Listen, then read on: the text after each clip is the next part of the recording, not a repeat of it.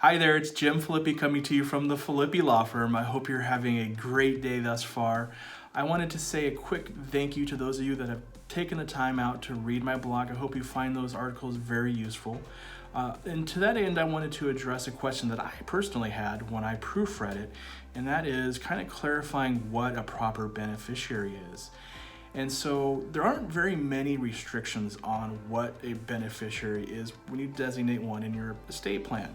However, what I really should have elaborated on is what I intended to discuss was the succession of beneficiaries should the first or the subsequent beneficiaries in your list not be alive or around when you pass. Now, obviously, we hope that they're around and that nothing has happened to them by the time that you pass on, but there's a very real possibility that that can occur.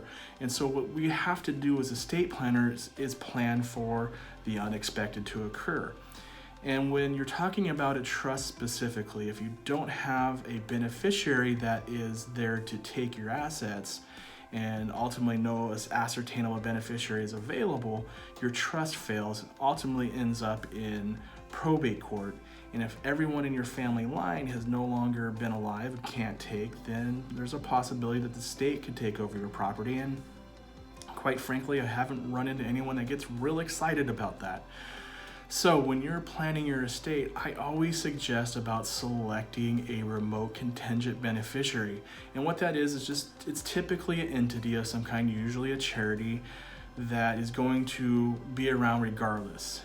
There are some charities out there, and I'm not going to say a specific one because I don't want to be perceived as endorsing anything in particular, but you probably have heard of some pretty well-known charities that have been around for generations and are likely to be around should everyone in your life not be around when you pass.